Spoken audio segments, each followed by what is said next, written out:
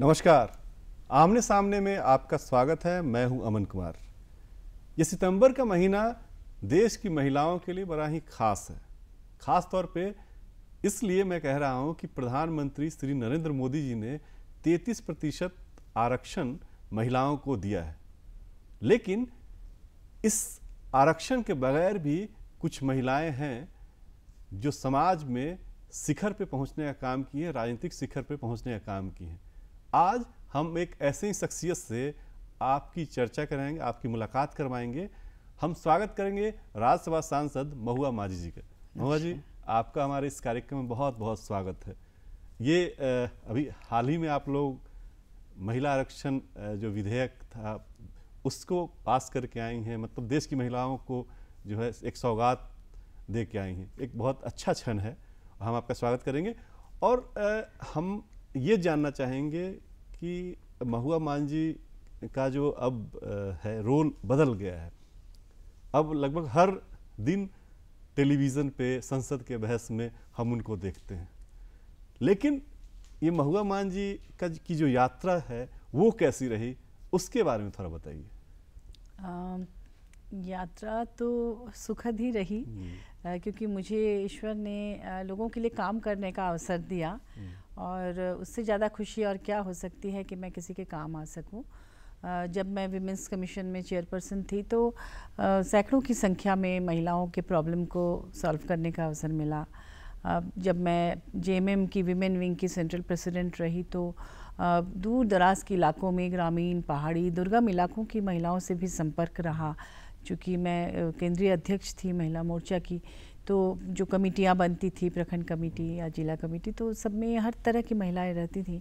और झारखंड एक ऐसी जगह है, और ख़ास तौर पर रांची शहर, जहाँ उसको आप मिनी भारत बोल सकते हैं, क्योंकि पूरे देश में जितने जाति धर्म और जितने स्टेटस के अलग अलग लोग हैं रांची में इसलिए पाए जाते हैं क्योंकि यहाँ इंडस्ट्री है, एचजीसी, एजी ऑफिस, मेकॉन, और आसपास में इंडस्ट्रियल बेल्ट है, इसके अलावा माइंस हैं। तो सारे लोग यहाँ हैं। तो हर तरह की महिलाओं की समस्याओं को जानने का, सुनने का मौका मिला अपने विमेंस कमीशन में।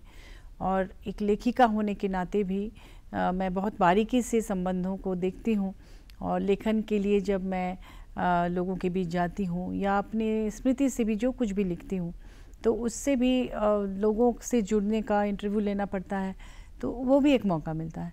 तो मुझे लगा कि इन तमाम फील्ड से जो कुछ भी मैंने सीखा है, जाना है, तो उसका लाभ मैं पॉलिटिक्स में भी दे पा रही हूँ। अच्छा। तो ये एक सफ़र है जहाँ पर बहुत सारी चीज़, क्योंकि मुझे लगता है एक पॉलिटिशियन को, जैसे मान लीजिए डॉक्टर है तो वो मैंने मेडिकल लाइन की चीज़ें जानता है, इंजीनियरिंग की जानता है, लेकिन जो पॉलिटिशियन होते हैं ना, उनको हर क्षेत्र की जानकारी होना ज़रूरी है, तभी वो जनता से के साथ न्याय कर पाएगा। क्योंकि हर एक की समस्या सुननी है, सब कुछ सॉल्व करना है।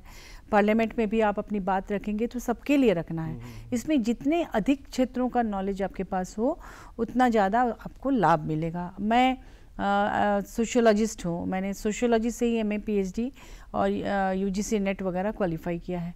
तो समाजशास्त्र भी समाज को बिना पूर्वाग्रह से ग्रसित हुए देखने का एक साइंटिफिक एक दृष्टि देती है, बिना बायस्ड हुए काम करने का। शायद उसका लाभ भी मुझे पॉलिटिक्स में मिल रहा है। तो मैं इसलिए ईश्वर को धन्यवाद देना चाहूँगी कि मुझे अलग अलग क्षेत्रों में काम करने का, और फिर आर्ट कल्चर भी मेरा फील्ड रहा है। मैं साहित्यिक सांस्कृतिक गतिविधियों में लगातार रही हूँ, नृत्य, संगीत, गायन, लेखन तो है ही, कविता। दूरदर्शन से भी बड़ा लगाव रहा है आपका शुरू से। आप लोगों ने हमेशा बुलाया मुझे, शुरुआती दौर में दूरदर्शन से भी लगातार जुड़ी रही। तो इन सभी क्षेत्रों का जो लाभ मुझे मिला है, जो ज्ञान मिला है, और तमाम बहुत विद्वानों के साथ इंटरेक्शन करने का जो अनुभव रहा है, वो तमाम बातें जो हैं वो अभी मुझे लगता है कि राजनीति में या ख़ास तौर पर संसद में मुझे बहुत काम आ रहे हैं। मैं उन चीज़ों को उस दृष्टि से देख रही हूँ और अपनी बातों को रख पा रही हूँ। हम एक एक करके बात करेंगे, क्योंकि आपके जो पूरी यात्रा है या आपका पूरा व्यक्तित्व बना है, उसमें अलग अलग उसमें शेड हैं, अपने अलग अलग रंग हैं उसमें। हम पहले साहित्य पे, क्योंकि आज डॉक्टर महुआ माझी जो भी हैं उसमें साहित्य का बहुत बड़ा योगदान है। बिल्कुल, हाँ। तो ये साहित्यिक जो अभिरुचि कैसे पैदा हुई और वो कहाँ तक पहुँची और आगे क्या उसमें योजना है? हाँ, देखिए, मैं सोशियोलॉजी से हूँ। तो फील्ड वर्क के लिए मुझे इंटीरियर में जाना पड़ता था और उसी दौरान मुझे ऐसा फील होने लगा कि उनकी व्यथा को साहित्य के माध्यम से भी रखा जा सकता है, क्योंकि रिसर्च स्कॉलर्स जो होते हैं या फिर पत्रकार भी, वो फील्ड में जाते हैं, जानकारी इकट्ठी करते हैं, लोगों से पूछते हैं, फिर लिखते हैं, फिर भूल जाते हैं या फिर उनका अपना काम निकल जाता है, वो अलग हो जाते हैं।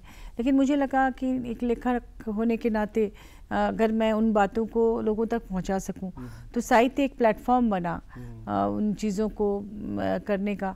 और उसके पहले भी मैं चूँकि यही झारखंड रांची से ही पली बढ़ी हूँ, तो रुचि रही है सांस्कृतिक साहित्यिक गतिविधियों में।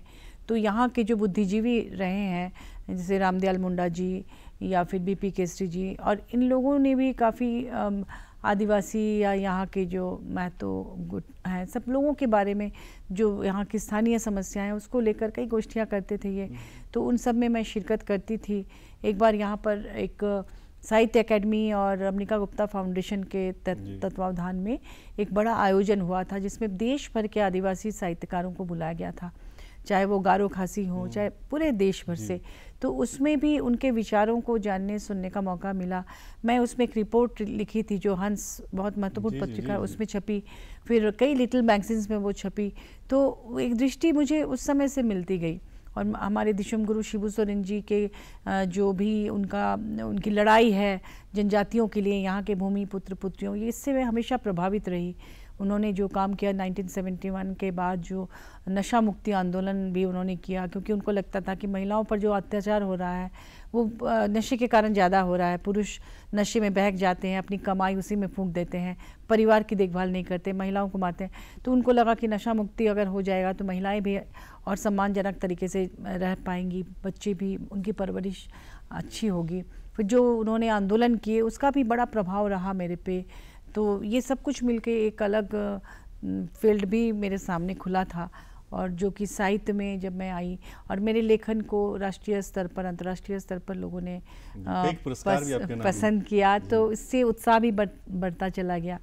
तो एक तरफ उपन्यास लेखन, कहानी लेखन, कविता लेखन, ये भी चलता रहा। फिर समाजशास्त्र मेरा सब्जेक्ट था ही, इसलिए फील्ड वर्क करना, तो मैं दोनों साथ में, जैसे पे भी आपकी बहुत हाँ, ये एक मरंगोड़ा नीलकंठ हुआ, एक मेरा उपन्यास है जो आदिवासी जनजीवन का पूरा, आप समझ सकते हैं कि उसमें जो ईस्ट एंड वेस्ट सिंहभूम है, उस इलाके के जो आदिवासी हैं उनके रिचुअल्स, उनका लाइफस्टाइल, शिकार, जंगल का जीवन, ये सब कुछ, उनके मूल्य, उनकी परंपराएं, वो तो है ही। साथ ही माइनिंग से, खास तौर पर जैसे जो खतरनाक जो माइंस हैं जिससे रेडिएशन वगैरह होता है, उसका दुष्प्रभाव क्या पड़ा उनके जीवन में, उनकी वनस्पतियों पर, पशु पक्षी पर, और पर्यावरण कैसे प्रदूषित हुआ, वो सब कुछ उसमें है। मैं उपन्यास के माध्यम से कथा कहती हूँ और समस्याओं को भी सामने रखती हूँ। ये मुझे अच्छा लगता है, क्योंकि एक तरफ सोशियोलॉजी का बैकग्राउंड है ही जो रिसर्च कराता है, और दूसरी तरफ से एक संवेदनशीलता एक लेखक होने के नाते है, कवित्री होने के नाते हैं। तो ये सब मिलके मुझे एक बड़े फलक पर काम करने का मुझे अवसर मिला, और मेरे उपन्यासों को लोगों ने पसंद किया। और मुझे लगता है हमारे देश के 20-25 यूनिवर्सिटीज़ में दोनों उपन्यासों पर एमफिल, पीएचडी, डीलिट वगैरह लगातार हो रहे हैं।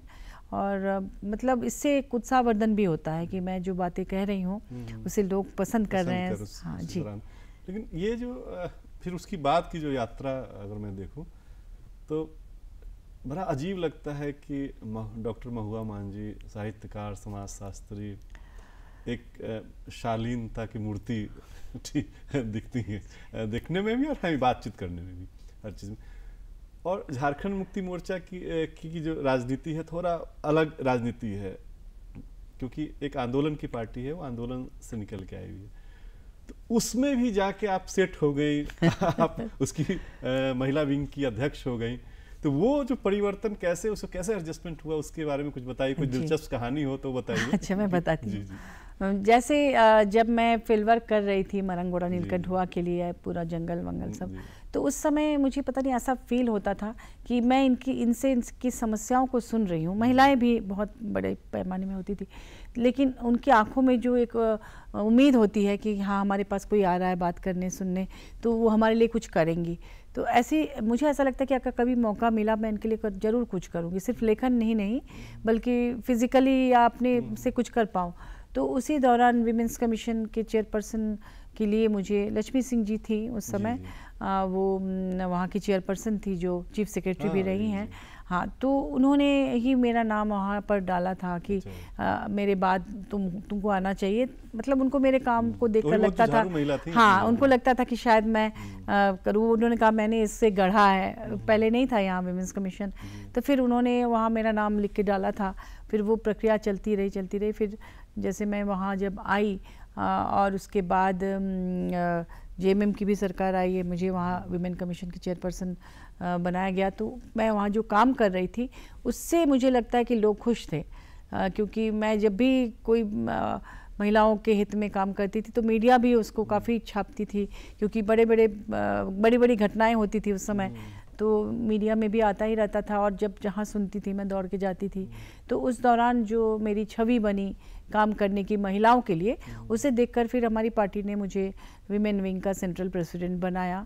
और मैं हमेशा कोशिश की, जब पार्टी ने जो भरोसा मुझ पर किया है तो मैं उस पर खरा उतरूं, और उसी में मैं लगी रही जितना हो पाया मेरे से। हो पाई, क्योंकि जो झारखंड मुक्ति मोर्चा के जो कैडर हाँ, नहीं मैं बता रही हूँ, आप जो कह रहे थे कि आंदोलनकारी, ये आंदोलन की उपज है। ये पार्टी आंदोलन करके उन्होंने बिहार से झारखंड बनाया।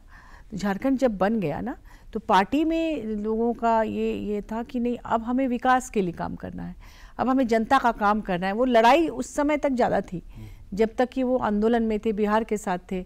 अब बिहार से जब अलग हो गए तो माननीय मुख्यमंत्री हेमंत सोरेन जी का और गुरु जी का सब लोगों का यही था कि जो हमने लड़कर इस राज्य को लिया है और अब हमें काम करना है जनता के लिए पॉजिटिविटी के साथ।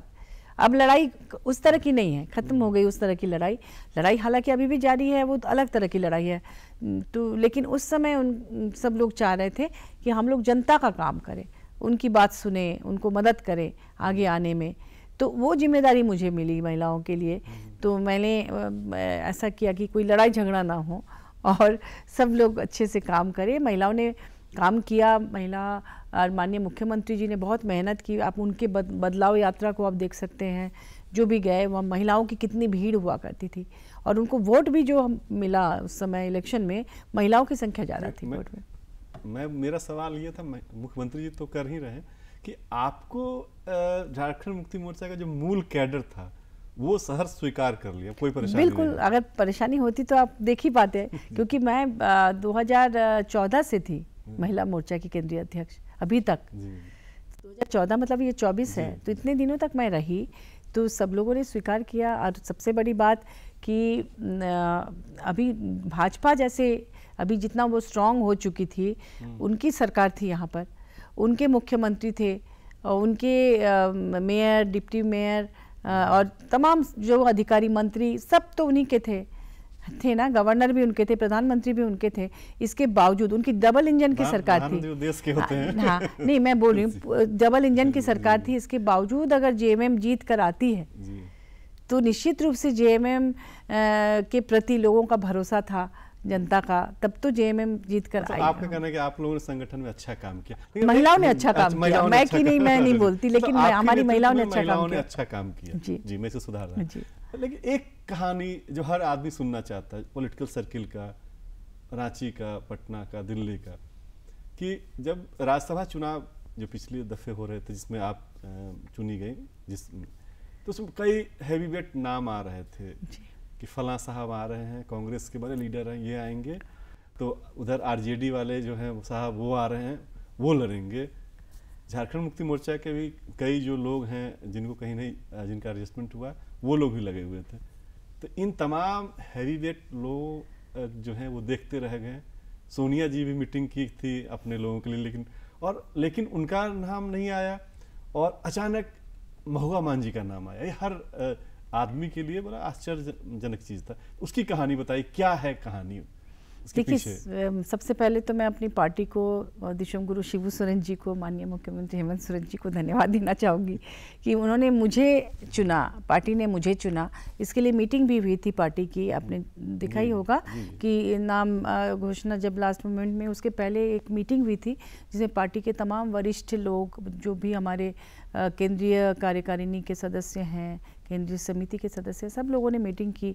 और मीटिंग में क्या बातें हुई मैं नहीं जानती, क्योंकि मैं उस मीटिंग में नहीं थी। और उसके बाद हमें बताया भी नहीं गया था पार्टी की तरफ से कि मुझे मेरा नाम आएगा। मैं भी अनजान थी, बल्कि मुझे उस मीटिंग में नहीं बुलाया गया था तो मैं दुखी थी कि भाई मुझे क्यों नहीं बुलाया गया। तो केंद्रीय अध्यक्ष महिला मोर्चा तो मैं तो दुखी थी कि मुझे क्यों नहीं बुलाया गया। मुझे ये बिल्कुल नहीं पता था कि मेरा नाम उसमें आ रहा है। तो जिन्होंने भी मेरा नाम रखा, और पता नहीं कैसे हुआ, क्योंकि इंटरनल स्टोरी हमें नहीं पता, लेकिन जो भरोसा किया पार्टी ने मेरे पे, उसके लिए मैं दिल से शुक्रगुजार हूं। मीडिया में ही खबर आई थी, मुख्यमंत्री जी का फोन आया था या किसी और नेता ने आपको? नहीं, वो जो जब सारे मीडिया वाले वहाँ पर, हाँ, जब मीडिया ब्रीफिंग हुई थी, सारे मीडिया वाले थे देश के, उसके सामने हम लोग भी टीवी खोलकर बैठे थे घर में कि किसका नाम आता है देखे। तो उसमें माननीय मुख्यमंत्री जी और जो लोग भी थे आके जब उन्होंने मेरे नाम की घोषणा की, तो टीवी से ही हमने भी देखा। और उसके बाद वहाँ से फ़ोन आया कि आपको आके जल्दी से फॉर्म फिलअप करना है। तो मेरी तो कोई तैयारी भी नहीं थी, तो रात रात जग के फॉर्म फिलअप किया गया। मतलब सारी चीज़ें चाहिए, चूँकि मेरे पास मतलब जल्दी जल्दी लोग भी थे और लोगों ने मदद की कि कैसे फॉर्म फिलअप किया जाता है, क्योंकि अगर पहले से पता होता तो हम लोग तैयारी करके रखते।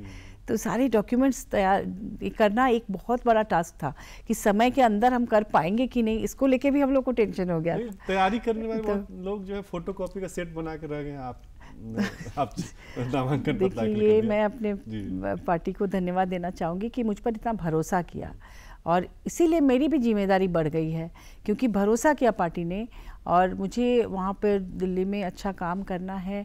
और उसमें माननीय मुख्यमंत्री जी का एक ट्वीट भी आया था उसके बाद कि आप यहाँ के लोगों की आवाज़ बने, यहाँ के जो दलित हैं या आदिवासी हैं, जो भी हैं, सबकी आवाज़ बने। तो मैं लगातार कोशिश कर रही हूँ कि मैं उनकी आवाज़ बनूँ। मैं बता रही हूँ कि अभी मेरे कार्यकाल में, 1 साल का जो कार्यकाल था, उसमें ज़्यादातर वहाँ पर धरना प्रदर्शन आंदोलन ही हुआ, मणिपुर मुद्दे को लेकर। फिर और भी कई मुद्दे थे, आपने देखा कि हाउस ठीक से नहीं चल रहा था। इसके बावजूद जब जब मुझे मौका मिला, मैंने यहाँ के मुद्दे उठाए। उसमें से एक तो HEC का मुद्दा जो अभी मैंने उठाया कि इतनी बड़ी इंडस्ट्री है, मदर इंडस्ट्री, जो कि बंदी के कगार पे है, उस पर ध्यान नहीं दिया जा रहा है।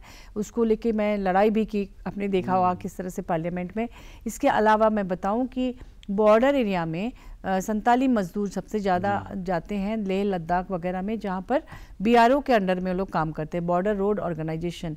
तो वो लोग क्या करते हैं, मजदूर को ले जाते हैं कॉन्ट्रैक्ट में, और लैंड माइंस बिछाने के दौरान, या फिर उसके मैंने वो ब्लास्ट होने के बाद, या फिर दुर्घटना में, क्योंकि ठंड भी ज़्यादा है, बर्फ़ है, और जो सोल्जर्स के लिए बैरक वगैरह भी बनाने में कई मदद करते हैं, पुलिया पुल, ये सब करने में बहुत सारे मज़दूरों की जान चली जाती है। लेकिन चूंकि वो कॉन्ट्रैक्चुअल मज़दूर हैं, तो उनको कोई बेनिफिट नहीं मिलता है, एक्सीडेंटल बेनिफिट नहीं मिलता है, कोई बीमा पॉलिसी नहीं है। और उनकी कई बार तो उनकी डेड बॉडी को लेकर उनके घर वाले घूमते रहते कि कैसे उसको अपने गाँव ले जाए। तो ये मुद्दा मैंने उठाया, और एक बार नहीं, कई बार उठाया। और उस दिन एक मीटिंग हो रही थी जिसमें डिफेंस मिनिस्टर राजनाथ सिंह जी थे, उनसे भी मैंने ये बात पर्सनली कही उस मीटिंग में कि आपको कुछ करना होगा उन लोगों के लिए, क्योंकि वो ज़्यादातर वो संताली मजदूर है। मैंने ये भी कहा कि माननीय राष्ट्रपति संताली आदिवासी हैं, संताली कम्युनिटी से हैं, उनके कौम के लोग सबसे ज़्यादा, वहाँ 90% मजदूर संताल परगना से जाते हैं, इसमें आपको करना होगा। तो ये एक मुद्दा था। फिर जैसे मैं बताऊं कि जो सरना धर्म कोड को लेकर, या फिर खतियान आधारित 1932 का जो है स्थानीय नीति वगैरह का, जो हमारे विधानसभा से माननीय मुख्यमंत्री हेमंत सोरेन जी ने उसे पारित करवा दिया है, लेकिन अभी भी केंद्र सरकार उस पर कुछ भी अमल नहीं कर रही है। ये तमाम मुद्दे हैं। और जैसे झरिया में, धनबाद में जिस तरह से आग लगी हुई है कोयले में, उससे बहुत सारे आदिवासी और लोकल लोग जो घर बना के वहाँ रहते थे, वो तो विस्थापित हो रहे हैं, क्योंकि ज़मीन के नीचे से आग निकल रही है, आग धीरे धीरे फैलते जा रहा है। तो उस पर भी मैंने कई बार इस बात को राज्यसभा में उठाया कि झरिया के आग को बुझाने के लिए अलग से कोई एक पॉलिसी बननी चाहिए। नहीं तो आप लोग क्या कर रहे हैं, एक तो पर्यावरण भी प्रदूषित हो रहा है, उसके साथ साथ उतना कीमती कोयला जो झारखंड का एसेट है, वो यहाँ के आदिवासियों, यहाँ के मूलवासियों का हक है, वो जिसके लिए उसे रॉयल्टी मिल सकती है, वो नहीं कर रहा है। अच्छा, रॉयल्टी के पैसे के बारे में मैंने कहा कि 1,36,000 करोड़ कोयले की रॉयल्टी बाकी है केंद्र सरकार के पास, वो नहीं दे रही है। तो लगातार, क्योंकि झारखंड मुक्ति मोर्चा के सांसदों की आलोचना होती थी कि वो संसद में या तो चुप रहते हैं, नहीं तो अंतर्राष्ट्रीय मसलों के सवाल पूछते हैं कि आप मुझे लगता है कि कुछ गिने चुने सांसदों में है जो स्टेट के मुद्दों को लेकर मुखर है। बिल्कुल। लेकिन जब आप वहाँ नई जब गई थी राज्यसभा, क्योंकि विद्वानों का सदन माना जाता है, हैवीवेट लोग रहते हैं, उसका क्या एक्सपीरियंस रहा जब पहली बार गए, कैसे? हाँ जी, देखिए वो सभी लोग वहाँ पर बहुत विद्वान और वरिष्ठ लोग थे, लेकिन उन लोगों ने मेरा बहुत स्वागत किया, बहुत अच्छा माहौल मिला वहाँ। और सभी पार्टी के लोगों ने, मतलब जितने भी पार्टीज़ हैं, सबने पता नहीं खुले दिल से मेरा स्वागत किया। उसमें जया बच्चन जी हैं जिन्होंने एकदम अपनापन, अभी भी हम लोग साथ में ही रहते हैं, और वो गाइड भी करती रहीं कि ऐसा करना है वैसा करना है। इवन लोकसभा के भी वरीय कई जो सांसद हैं उन्होंने भी मेरे से बहुत अच्छे से मतलब बिहेव किया, क्योंकि सेंट्रल हॉल में सभी लोकसभा राज्यसभा के साथ में बैठना है। आप लोगों की तस्वीरों को हाँ, देखता हूं बराबर। तो उसमें भी सभी लोग का साथ रहता है, और कभी भी ऐसा फील नहीं हुआ कि मैं नई हूँ या छोटे राज्य से आई हूँ या उपेक्षित, ऐसा कुछ नहीं। उन लोगों ने बहुत साथ दिया, और मुझे इसके लिए साहित्य से भी मदद मिली, क्योंकि साहित्यकार होने के नाते पहले से ही बहुत बड़े बड़े समारोह में जाने का अवसर मिलता रहा है। जयपुर लिटरेचर फेस्टिवल, भारतीय ज्ञानपीठ के कार्यक्रमों में, साहित्य अकादमी के कार्यक्रमों में, यहाँ तक कि विदेशों में भी जो भी साहित्यिक कार्यक्रम मैं जाती रही हूँ, तो वहाँ भी चूँकि बड़े लोगों के साथ उठना बैठना रहा है, तो मैं उस माहौल में अपने आप को पहले से एडजस्ट करके रखी थी। तो यहाँ भी वो माहौल मिला और लोगों का साथ मिला, और मैंने जो बातें कही उन लोगों को पसंद आई। तो वो लोग शुरू से वॉच करते हैं ना कि कौन बोलेगा नहीं बोलेगा, या तो उसमें फिर उनको उम्मीद हो जाती है कि क्योंकि मैं विपक्ष में हूँ, अदर्स में हूँ, तो विपक्ष भी चाहती है कि उनका टीम जो है मजबूत हो, उसमें बोलने वाले लोग हों। तो इधर जो विपक्ष के जितने आंदोलन हुए उसमें मैं भी साथ थी, यहाँ तक कि मणिपुर में जब डेलीगेशन गया तो उसमें भी मैं थी, और यहाँ भी जो भी जनता के मुद्दों को लेकर जो भी आंदोलन हुए उसमें मैंने, हाँ, सब में मैंने, हाँ, सब में मैं अपनी भूमिका निभाती रहती हूँ जितना मेरे से हो पाता है। तो शायद इसलिए वहाँ पर कोई रैपो बनाने में दिक्कत नहीं हुई। एक चीज़ मतलब एक बड़ा महत्वपूर्ण सवाल है कि डॉक्टर महुआ मान अच्छे फैमिली बैकग्राउंड की भी थी, साहित्य सुनाता था, डॉक्टरेट की हुई थी, महिला आयोग की अध्यक्ष हुई, जेएमएम की जो महिला विंग की अध्यक्ष हुई, मतलब एक यात्रा एक मतलब आपकी बहुत अच्छी रही। लेकिन आम औरतें जो इस राजनीति में हैं, जिनके पास इतना मजबूत बैकग्राउंड नहीं है, लेकिन फिर भी वो बदलाव चाहती हैं, देश में अपना हिस्सा चाहती हैं, उनके लिए कितना आसान है राजनीति? देखिए, राजनीति में सबसे परेशानी जो महिलाओं के लिए है वो है बाहर निकलना। बाहर निकलना मतलब जैसे कई कार्यक्रम होते हैं कि रात में होते हैं, और हमारी समाज में जिस तरह से महिलाओं के बारे में लोग अच्छी धारणा नहीं रखते हैं कि वो बाहर में लेट से घर आ रही है या कुछ, तो उसको एक वही सबसे ज़्यादा महिलाओं को दिक्कत होती है कि हर जगह जाना, उनके अपने घर की भी जिम्मेदारी होती है, बच्चों की जिम्मेदारी, पति सबकी ये है, तो उसमें सपोर्ट चाहिए। तो इसलिए मैं कहती हूँ ना कि आप ना शुरुआत, महिलाएं जो हैं वो शुरुआत छोटे राजनीतिक करियर से करें। जैसे मैं बता रही हूँ कि वार्ड परिषद का चुनाव है, सबसे छोटा चुनाव, तो आप पहले अपने मोहल्ले में ही काम कीजिए, मोहल्ले के लोगों के लिए आप काम करना शुरू कीजिए, छोटी छोटी चीज़ों के लिए आप आवाज़ उठाइए, एक टीम बनाकर, अगर कहीं नाली का ही प्रॉब्लम हो या पानी का ही प्रॉब्लम हो, आप उनके साथ जाके नगर निगम में या जो संबंधित अधिकारी है उनसे मिलिए, उनका काम कराइए। तो ऐसे छोटे, मान लीजिए अभी मच्छर का प्रकोप है तो क्यों नहीं उसमें दवा छिड़का जा रहा है, उस पर आवाज़ उठाइए। तो आप छोटे काम से शुरू कीजिए, तो क्या होगा ना कि लोगों का भरोसा उसमें आपको मिलेगा।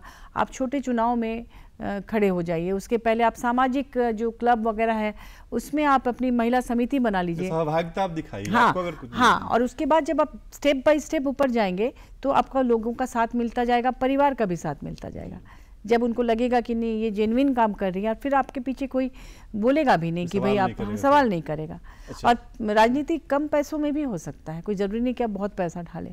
आप किस तरह के कैंडिडेट, अगर आपके काम पर लोगों को भरोसा है तो आपको खर्च भी नहीं करने की जरूरत है। एक अब कार्यक्रम खत्म करने का समय आ गया। अच्छा। एक अंतिम सवाल बहुत कम शब्दों में कि प्रधानमंत्री जी ने ये जो 33% आरक्षण दिया है महिलाओं को, इसको किस रूप में आप लेती हैं, क्या बदलाव आएगा? देखिए, सबसे पहली बात यह है कि ये आरक्षण के लिए कई सालों से मांग हो रही थी महिलाओं के लिए, क्योंकि अभी भी राज्यसभा में 10% और लोकसभा में 14% ही महिलाएं हैं। तो ये मांग बहुत पहले से हो रही थी, हम लोगों ने भी मांग रखी थी, मैंने भी राज्यसभा में कहा था। झारखंड में हमारे माननीय मुख्यमंत्री जी ने 50% यहाँ रिजर्वेशन महिलाओं के लिए है ये पंचायत चुनाव में। बदलाव ये होगा कि जो महिलाएं अभी भी पिछड़ी हुई हैं वो बराबरी में आ जाएंगी। जो पुरुष सदस्य, घर के पुरुष सदस्य उन पदों पर हावी है, वो अपने घर की महिलाओं को निकालेंगे, जैसे कि पंचायत चुनाव में हुआ।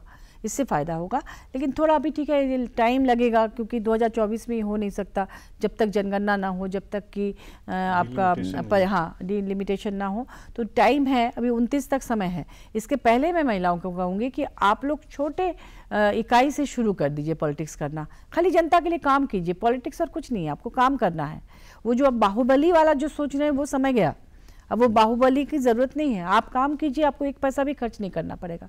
वो लोग पैसा खर्च वो करते हैं ना जिनको जनता पसंद नहीं करती है। कुछ लोग पैसे के लालच में उनको वोट दे देते हैं, या जो यूथ होते हैं ना उनको बरगला देते हैं वो लोग। आप अगर जेन्युइन काम करेंगे तो आपको कुछ भी ज़रूरत नहीं। मतलब कहने का मतलब कि देश में लोकतंत्र है और हर जेन्युइन आदमी जो जनता के बीच है उसको जनता पसंद करती है, और उसके लिए धन बल की कोई जरूरत नहीं है। उसको ट्रेंड को आप ही को चेंज करना है। हाँ, कि अब हम बाहुबली नहीं रहेंगे, हम पैसे से राजनीति नहीं करेंगे। चलिए, बहुत बहुत धन्यवाद। ये थी डॉक्टर महुआ मान जी। इन्होंने बहुत ही बेबाक ढंग से तमाम सवालों का जवाब दिया। अगले सप्ताह फिर किसी दूसरे शख्सियत के साथ हम बात करेंगे। तब तक के लिए पूरी टीम को आज्ञा दीजिए। नमस्कार।